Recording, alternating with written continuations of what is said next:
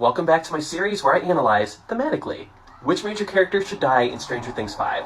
Here they are, the four adorable nerds at the very heart of the show. Unfortunately, I think one of them has to die in Season 5.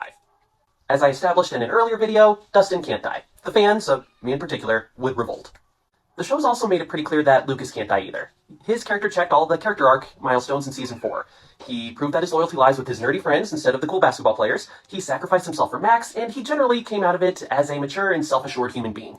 At this point, killing him wouldn't add much to his character. That leaves Mike and Will. I think at least one of these two has to die in Season 5. Let's start by examining Will. There is some thematic appeal in Will dying. After all, this whole series started with all the other main characters moving heaven and earth to rescue him. So there'd be a tragic irony in Will dying to close this whole series out. But on balance, I don't think we can actually kill Will. Killing him would risk implying that all the efforts of the other characters throughout the series have been in vain. And that leaves us with Mike. The more I think about it, the more I believe that he should die in Season 5. First off, this would be about as major a death as the show could get. After all, in Season 1, Mike was the protagonist. He was essentially the viewpoint character for the audience. And ever since his precocious heroism in Season 1, he's been going on a journey. He spends most of Season 2 in emo mode, and in Season 3, he's basically the punk boyfriend that should give every girl bad nightmares. Season 4 starts to rehabilitate him, and tries, a little awkwardly in my opinion, to establish Mike as the group's heart. I think the next logical step in this rehabilitation journey is to show Mike as the heart of the group by showing that he's willing to sacrifice himself for that group. Throughout the series, Eleven has been on a journey to find family. As a young child, she had this warped parody of a family. It's not an accident that the head scientist is called Papa.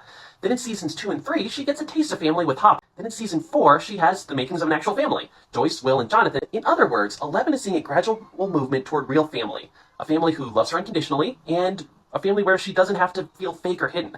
That's the end goal of Season 5. With that in mind, Eleven can't die in Season 5. If she did, it would undercut this whole development. Although very different as a character, much of Eleven's reasoning applies to Robyn as well. Her character arc throughout the series has been about opening up to life, finding an identity beyond her high school boxes and, all that. The logical end of that arc is finding a way to thrive beyond her old narratives. And to do that, she needs to be alive. In an earlier episode, I explained why Hopper cannot die. And we saw how in Season 4, the show went to incredible, and to me at least, unnecessary lengths to bring Joyce and Hopper back together, all the way from Siberia. Chopper is a thing now, and it's here to stay. And then there was Murray. I would be shocked if Murray does not die in Season 5. He's the prototypical character who the Duffer brothers like to kill. We like him, but not too much, and his death would help the stakes and seriousness, but wouldn't be too sad. Also, his death does work thematically.